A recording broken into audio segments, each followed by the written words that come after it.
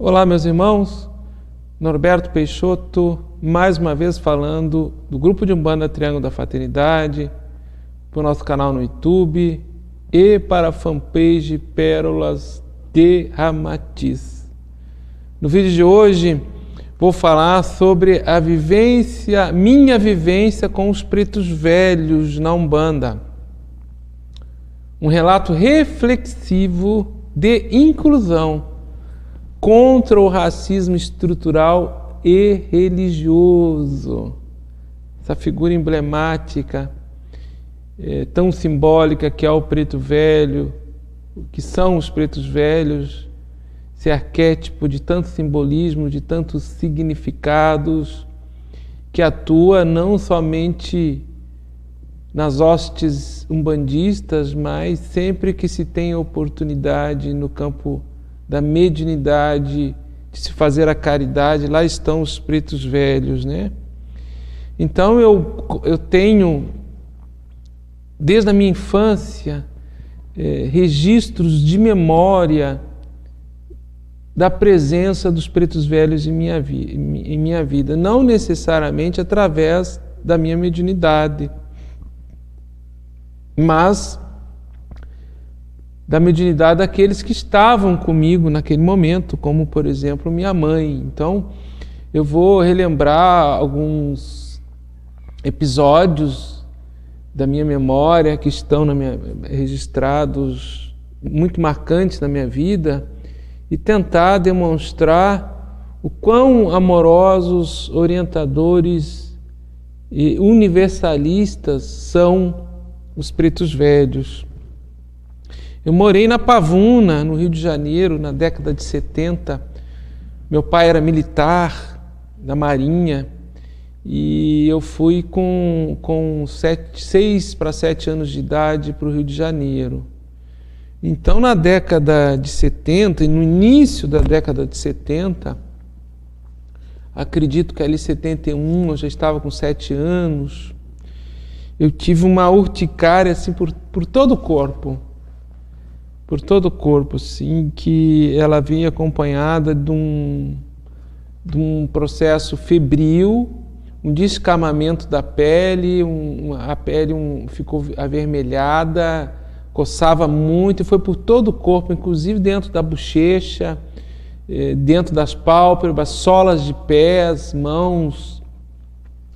O meu pai, como militar, inclusive da área de saúde, enfermeiro militar, me levou nos principais médicos da Marinha na época, dermatologistas, né? Embora com todos os exames e medicamentos mais modernos da época, né, como corticoides, não surtir efeitos nesta urticária.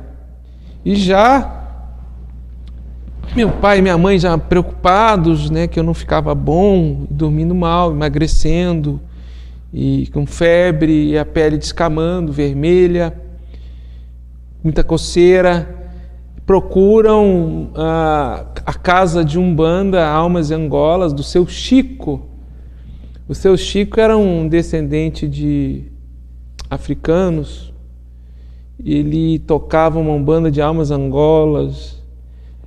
Eu me lembro até hoje, essa casa ficava perto da escola deputado estadual Hilton Gama, questão ali de 300 metros. Nós morávamos na rua Dracon, na Pavuna, então era próximo assim, né? Era bem próximo. E aí o seu preto velho do seu Chico, eu não me lembro o nome, o preto velho do seu Chico manda eu tomar um banho diário de fumo de rolo macerado numa bacia com água. Era para minha mãe fazer esse fumo de rolo macerado, né, esmagado, ali ficava uma gosma, uma papa, né, e passar em todo o meu corpo, uma vez por dia.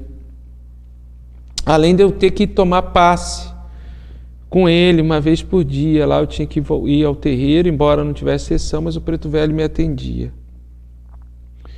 E o preto velho disse que em 7 dias eu estaria curado. Naquele seu jeito matreiro, para mim não me preocupar, né, que eu estaria curado. E de fato, Em 7 dias não tinha nenhum resquício de coceira ou urticária na minha pele. Isso foi muito marcante na época e é até hoje, porque eu fui objeto da valência do axé. É um elemento utilizado num tratamento espiritual, elemento esse que foi fumo de rolo, que tem um princípio ativo químico, que foi usado como indicação terapêutica, mas houve uma ação espiritual. Então, o efeito sinérgico de uma ação espiritual com um elemento que tem uma indicação terapêutica dá a valência do axé. Isso é muito utilizado na Umbanda e nas religiões afro-brasileiras, né? Que são as folhas sem orixá, sem folha não há orixá.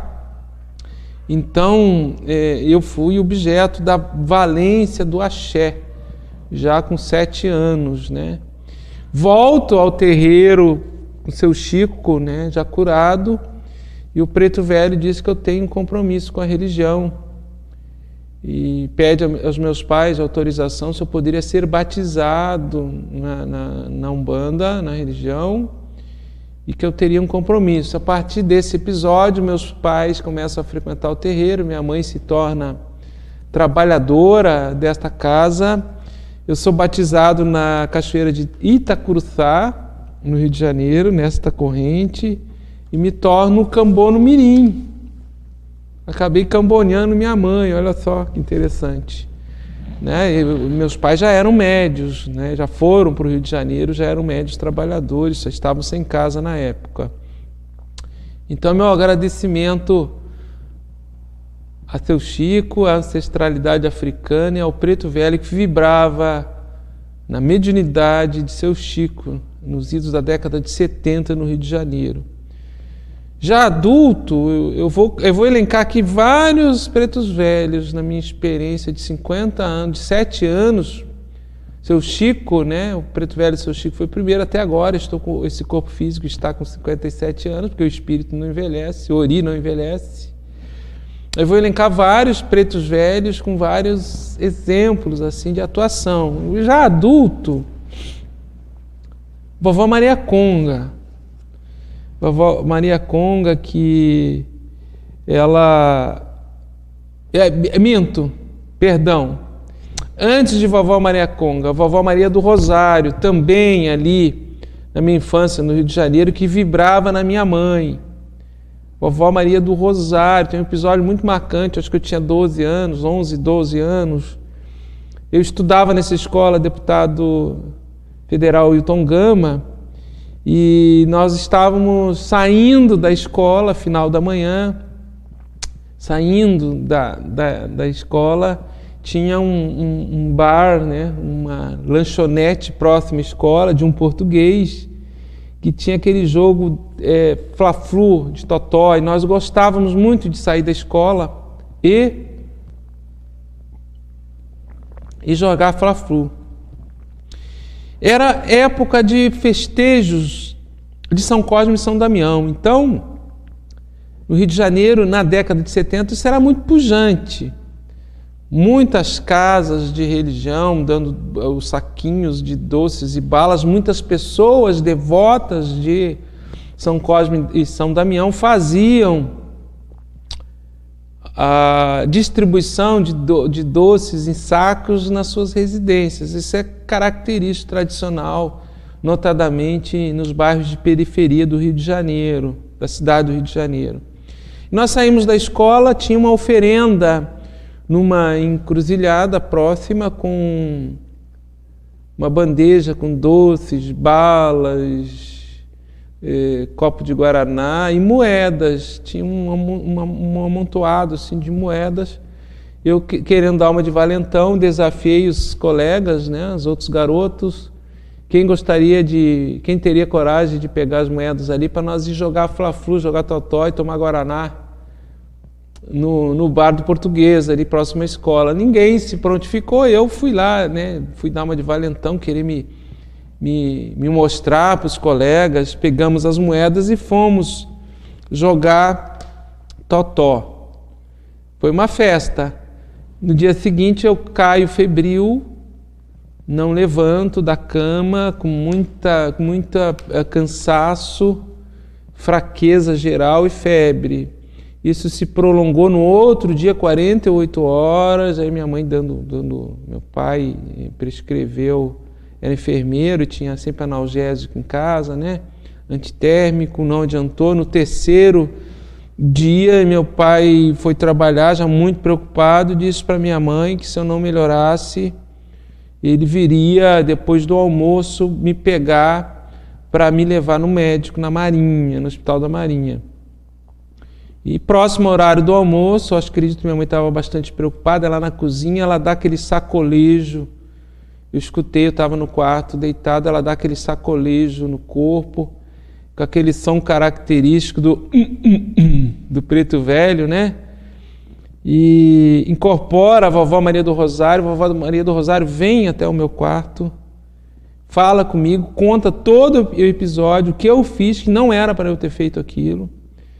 Ato contínuo, ela vai até o jardim na frente da casa, pega algumas folhas verdes que nós tínhamos em casa, guiné, entre outras, arruda, vem com um copo d'água e faz uma benzedura em todo o meu corpo, desde o alto da cabeça até os pés.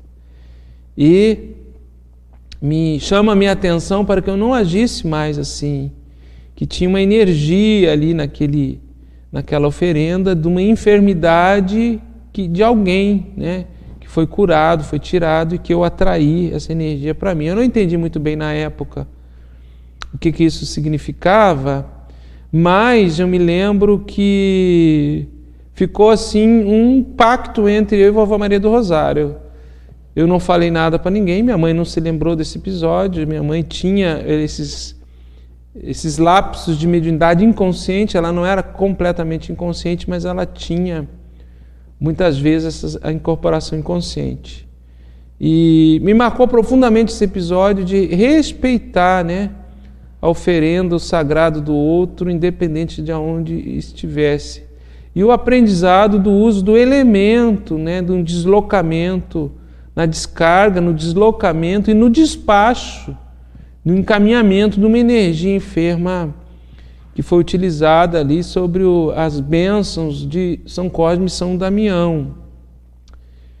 De repente foi até uma oferenda de agradecimento, né, ou enfim, de cura, não cabe aqui entrar no mérito, é onde eu aprendi a respeitar sempre o elemento que o outro usa, a fé do outro é oferenda. Então, meu profundo agradecimento à vovó Maria do Rosário, que muito me ajudou, e principalmente à noite, quando eu acordava em estado sonambúlico, eu me via fora do corpo físico e com presença assim, de espectros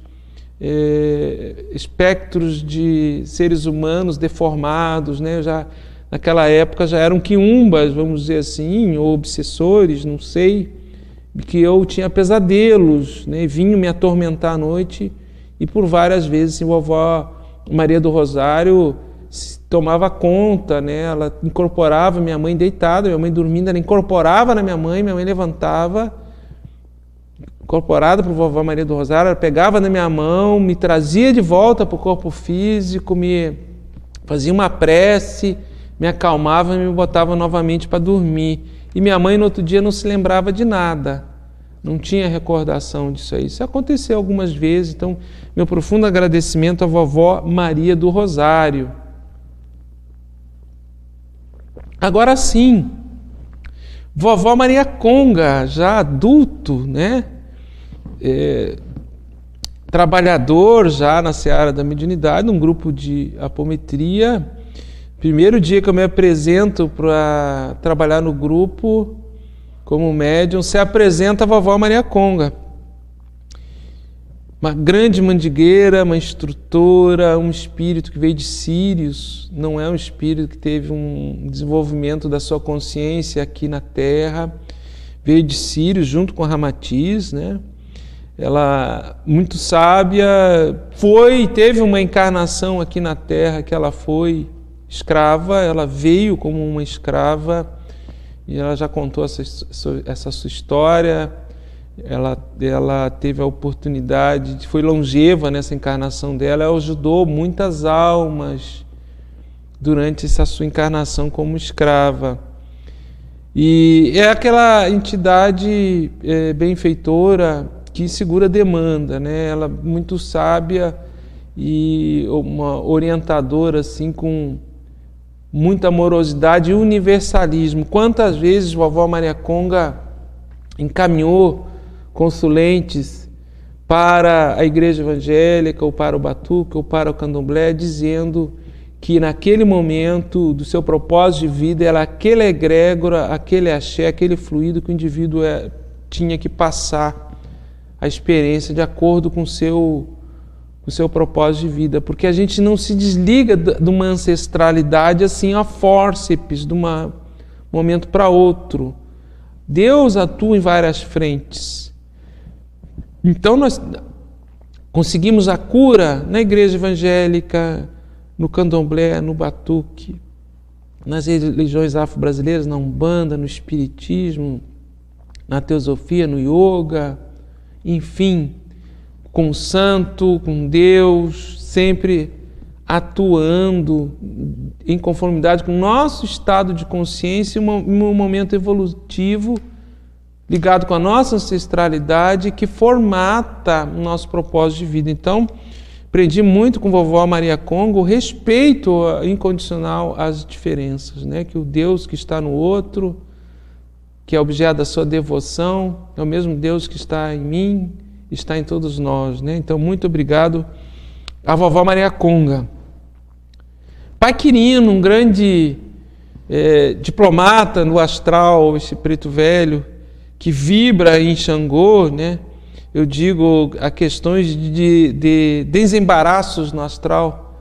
Pai Quirino é um exímio articulador, digamos assim, nesses movimentos no umbral inferior, incursões no umbral inferior que requerem um diálogo com essas organizações trevosas, ou esses magos que dominam algumas regiões do astral inferior, que você precisa, por vezes, ter um acordo com eles, o plano espiritual precisa ter um acordo para entrar lá e transitar por lá e preservando seus médios em trabalho mediúnico. Isso é muito comum no trabalho de apometria, de desobsessão, porque tem regiões no astral inferior que efetivamente ainda são dominadas por essas inteligências das sombras. E não é tão fácil assim, simplesmente chegar lá, desfazer, entrar, sair. Eles têm efetivamente o domínio sobre os elementos ali, os elementos telúricos, né, do magnetismo mais telúrico, muitas vezes alimentados por oferendas que são feitas em terra, né, oferendas que se utilizam do elemento vital, do magnetismo animal, digamos assim, no ectoplasma mais denso, que sustenta essas organizações. Então é comum no astral existir isso, essas conversações, por enquanto, até o momento que essas organizações, pela própria modificação do nosso estado de consciência coletivo, individual, elas vão sendo deslocadas do umbral inferior. Mas como aquilo que está em cima é o que está embaixo, o que está embaixo é o que está em cima, é um efeito, é um paradoxo, digamos assim, hermético. Não tem, assim, de uma hora para outra, como se alterar essa relação. Então, o Pai Quirino, ele se apresenta como um preto velho, de terno, cabeça branca, assim. Na igreja evangélica, ele é um pastor evangélico. Então, ele leva também os espíritos que são socorridos na egrégora da Umbanda, ele leva para o centro evangélico, para as igrejas, para os templos evangélicos, de acordo com a afinidade de cada um na sua fé, porque nem todos são eletivos a um socorro, a um amparo com as entidades da Umbanda. Então, meu agradecimento a Pai Quirino, que também teve uma encarnação, foi músico no Rio de Janeiro. Eu acredito que, me parece que foi no final de 1800, início de 1900, alguma coisa assim. Ele foi um músico, um pouco boêmio. Voltando mais atrás ainda na sua história, ele foi um senador em Roma, né? Foi um senador romano, então um espírito bem preparado, assim, bem entalhado, bem vivido, né? Bem experiente, Pai Quirino, que não incorpora, atua no astral.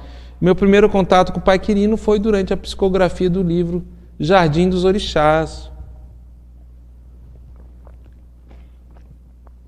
Não poderia deixar de agradecer, relembrar na minha memória Pai Tomé, na vibração, na mediunidade de Roger Feraldi, Pai Roger Feraldi, meu primeiro pai de santo, um mestre que eu tive, vivo, muito me orientou, e entre outras entidades, Roger Feraldi trabalhava com Pai Tomé. Uma vez, o Roger Feraldi estava no Rio de Janeiro e ele me manda uma mensagem, um recado que Pai Tomé queria falar comigo, que seria necessário um rito domiciliar, um rito pequeno, doméstico, com poucos médiuns, para se fazer um pequeno ritual. Ele vem a Porto Alegre, esse ritual aconteceu com poucos médiuns na casa de uma conhecida nossa na época, que o Roger Feraldi também tinha um relacionamento.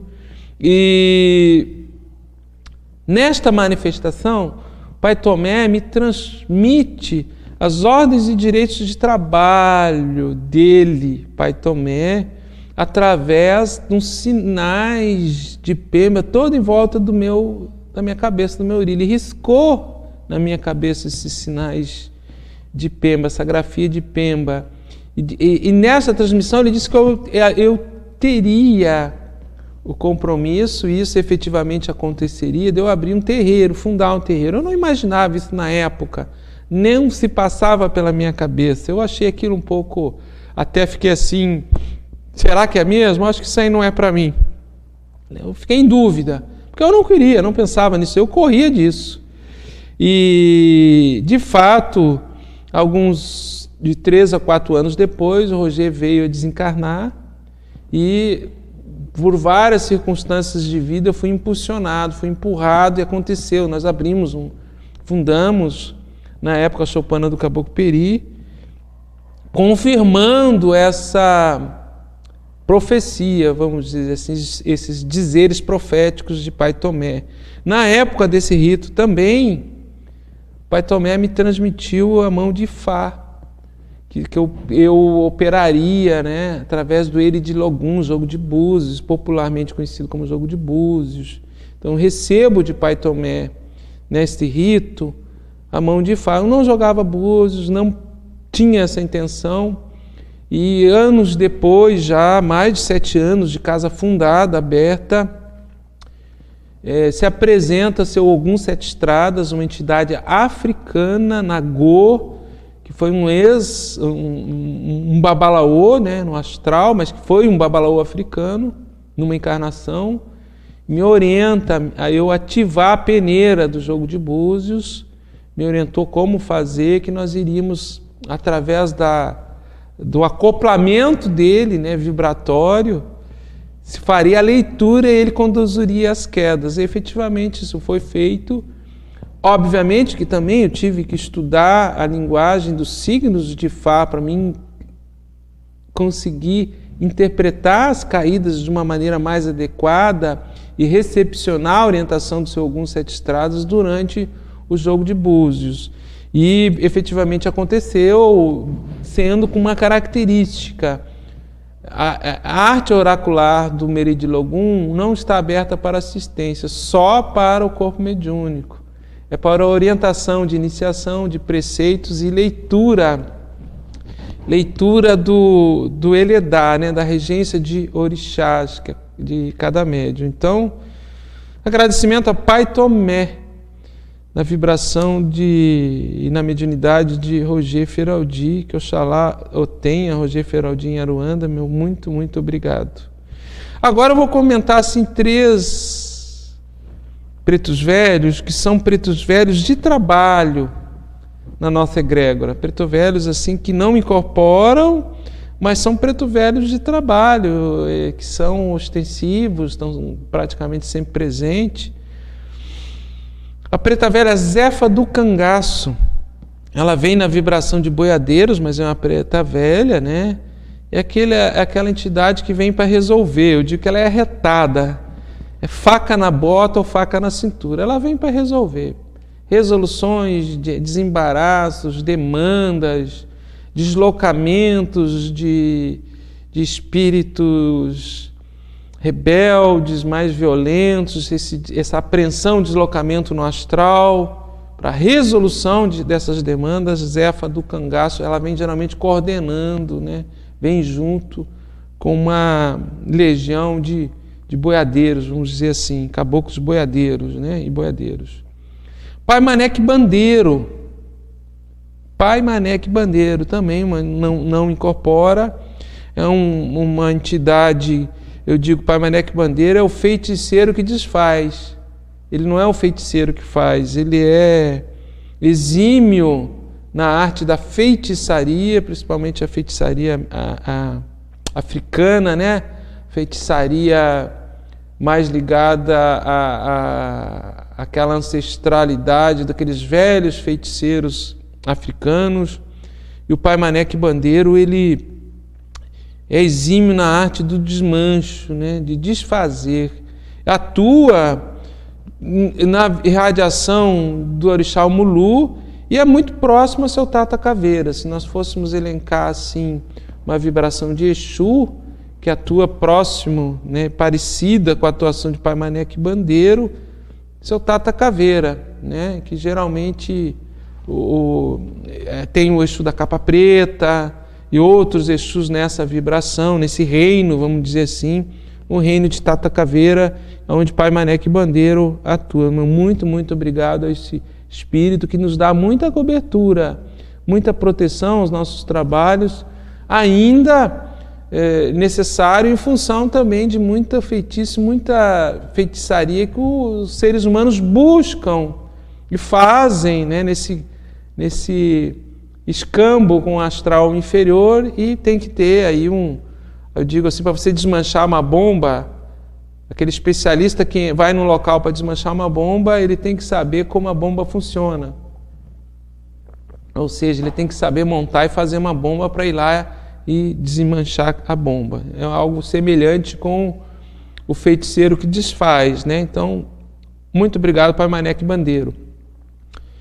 Vovó Maria Redonda, outra entidade que não incorpora, muito atuante no astral, na vibração de Nanamburuquê.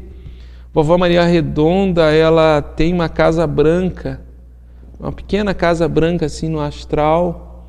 Ela, como se fosse no sopé de uma montanha, na beira de uma praia. Essa praia pode ser de mar ou de água doce, tanto faz. E ali os espíritos vêm como se fizesse uma travessia de barco, né? Chegam nessa pequena praia, são recepcionados e conduzidos para essa casa branca, onde eles tomam banho, eles botam uma roupa nova, tem uma mesa muito grande assim, que é servido um caldo quente, uma sopa, eles dormem, aqueles quartinhos com cortininha na janela, onde se vê o canto dos passarinhos, a luz do sol bate de manhã. É um local de refazimento, de passagem, de recepção a esses espíritos que ficam desencarnados na Terra e não se deslocam para o plano astral. Então, preciso fazer essa passagem. Então, isso é feito. É o que Vovó Maria Redonda faz. Aqueles espíritos que têm merecimento durante as engiras, ficam para o final, para a descarga, digamos assim, são deslocados para o aconchego, o aconselhamento e o abrigo de Vovó Maria Redonda, para se adaptarem no plano astral e depois irem para onde o seu peso específico do seu perispírito, corpo astral ou seu karma, merecimento assim o permitirem. Muito, muito obrigado a Vovó Maria Redonda. Teve um preto velho que não foi da minha mediunidade, nem da minha percepção mediúnica, que eu aprendi muito. Foi Pai Benedito na mediunidade de seu Alarico. Seu Alarico, quando eu conheci, já tinha mais de 80 anos, médium trabalhador da Casa do Jardim, e que o Pai Benedito meio que me adotou, me deu muitas orientações durante 3 anos que eu convivi junto com o seu Alarico. Entre outras entidades, ele incorporava Pai Benedito. E o Pai Benedito tinha uma bengala. E sempre quando o Pai Benedito batia com a bengala no chão, alguma coisa errada estava acontecendo. E na maioria das vezes era alguém do corpo mediúnico que estava cometendo algum erro na condução dos trabalhos. Ele queria chamar a atenção, mas ele não podia falar na frente do consulente. Os atendimentos coletivos, individuais, mas vários médios na dinâmica apométrica, certas coisas você não dá para falar diretamente que o consulente escuta e não é adequado. Então ele batia com a bengala no chão. A gente já sabia. Então, muito, muito obrigado, Pai Benedito, pela mediunidade do seu Alarico. E por fim, poderia deixar de comentar Pai Tomé, agora pela mediunidade de Norberto Peixoto. Não é o mesmo Pai Tomé que vibrava com Roger Feraldi, mas é muito próxima a vibração, assim, né? Eu acredito que ambos sejam de Oxalá. Pai Tomé é um Swami, é um oriental.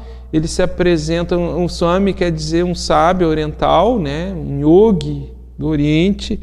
Ele se apresenta quase como um africano, porque a pele dele é escura, parece assim do sol, mas ele é negro, de barbas brancas, médio, eu acredito que tem 1,58 m, 1,60 m, se fosse um ser humano, parecido com Gandhi, assim, ele usa um manto branco, o peito desnudo.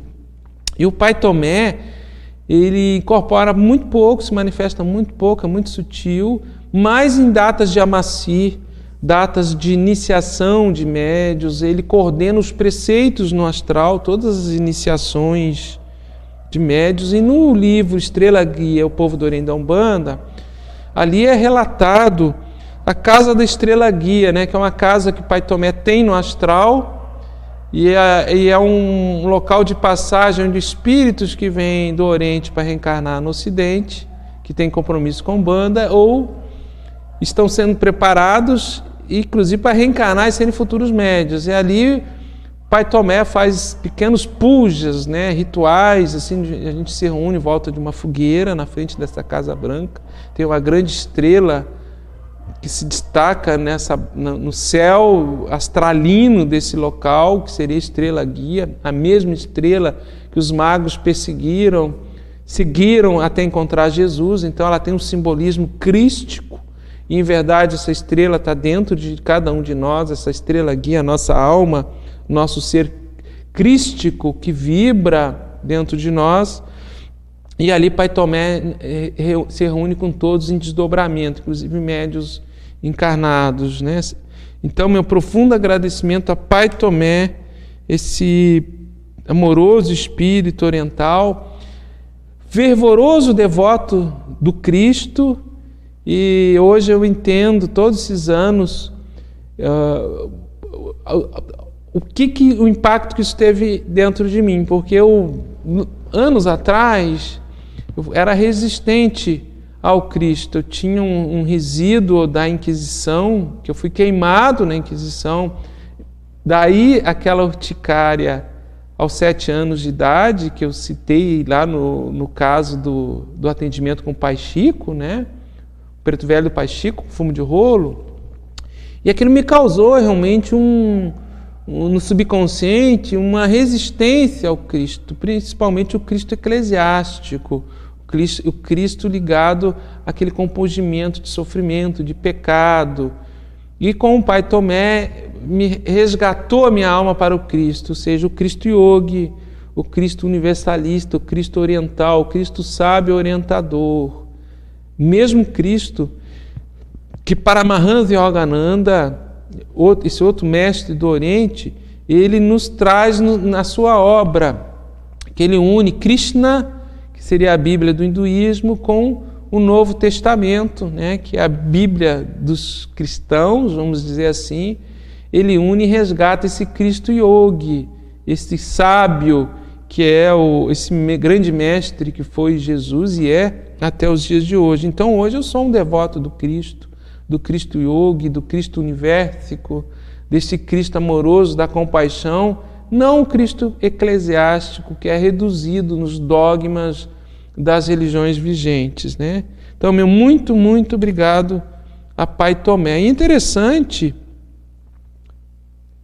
Até eu esqueci de comentar que na época da manifestação de Pai Tomé pela vibração do Roger Feraldi, quando eu recebi as ordens de direito de trabalho, naquele rito que eu citei agora há pouco, que Pai Tomé nos deu 3 orientações, né, na mediunidade de Roger Feraldi, para ser bem sucedido no sacerdócio de Umbanda.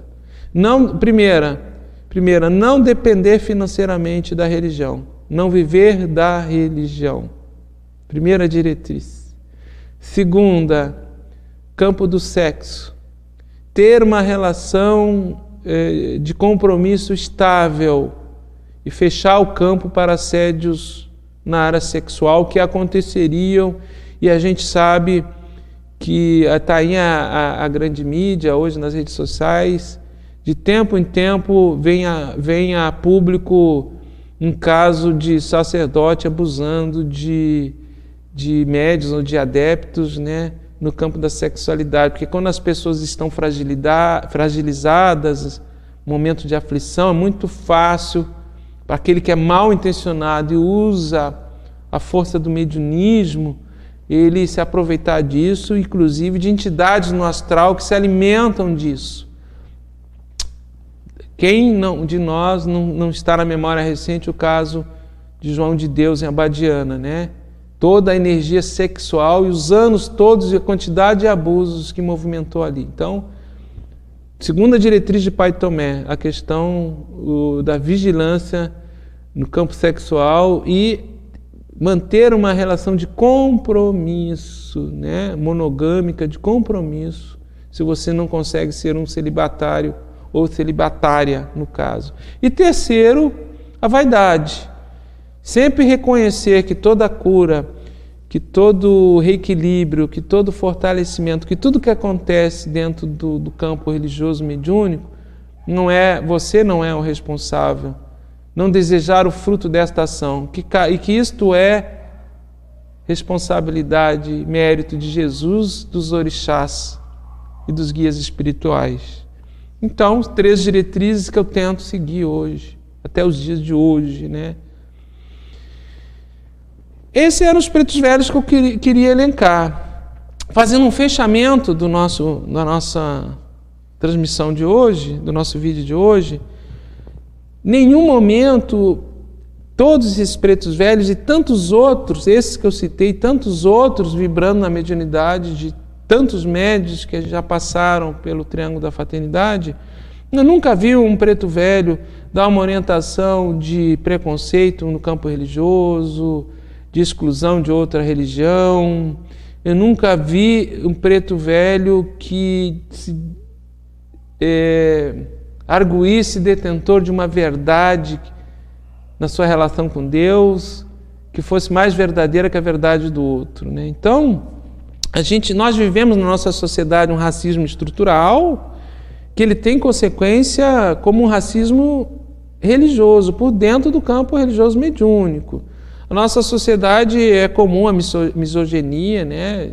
Preconceito à mulher, homofobia, feminicídio. Estamos aí quase que todos os dias temos casos de assassinato de mulheres por seus companheiros, esposos, amantes, enfim, isso que chega na mídia, fora o que não chega na mídia, no anonimato das vilas e das populações menos carentes, os abusos que acontecem contra a mulher, né?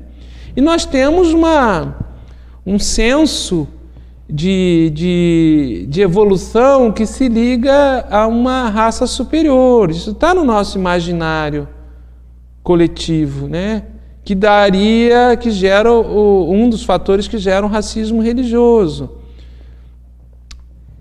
Quando os europeus chegaram ao Brasil, vindo de fora, já trouxeram esse ideal de raça superior, decorrência do positivismo vigente na Idade Média. E isso se fortaleceu durante os anos, né, durante a Inquisição, onde índios e negros foram considerados sem alma. E não é do índio, não é do descendente de africano ou do africano esse ideal de raça superior, esse conceito evolutivo. Allan Kardec escreveu na Revista Espírita, século retrasado, ele escreveu um artigo que se chamou Perfectibilidade das Raças, onde ele dizia que o espírito, conforme fosse evoluindo, ele deixaria de reencarnar em corpos negros e amarelos de chineses e iniciaria a reencarnar em corpos da raça branca. Obviamente, com todo respeito à obra magnífica de Allan Kardec, que a gente estuda, a gente respeita, esse foi uma mancada de Allan Kardec, né? Ele se deixou envolver, influenciar pelo meio ali, e temos que separar isso da doutrina dos espíritos e dos espíritas, né? A doutrina é maravilhosa. Então essa projeção de raça superior está no nosso imaginário e ela vem para dentro do campo religioso mediúnico. Né? Como, por exemplo, nós temos até os dias de hoje um vídeo do Divaldo Franco, que nós respeitamos Divaldo Franco, estudamos Joana de Ângeles, minha esposa e eu assistimos vídeos do Divaldo, de tempo em tempo estamos assistindo, faz um trabalho magnífico, humanitário, é importante até hoje, mesmo ele já tendo mais de 90 anos, né? É uma referência de humanista, espírita e humanista, mas ele tem um vídeo que ele diz que o preto velho tem que deixar de ser preto e tem que deixar de ser velho para ele se liberar, né, desse atavismo. Por uma questão de isonomia, de igualdade, Joana de Ângeles teria que deixar de ser branca, deixar de ser freira. Dr. Bezerra de Menezes teria que deixar de ser branco e deixar de ser doutor médico, né? A Meimei teria que deixar de ser enfermeira e teria que deixar de ser branca. E outros teriam... Então, não há uma isonomia nessa afirmação. Porque evolução espiritual e consciência não está ligado com raça.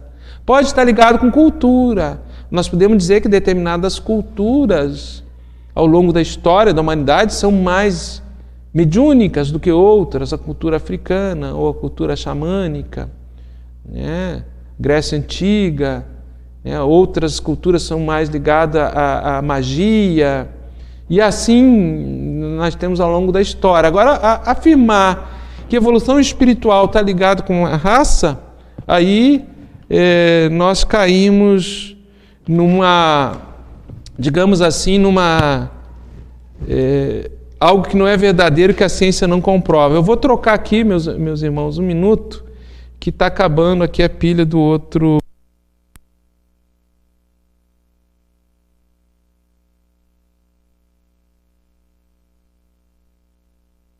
Alô?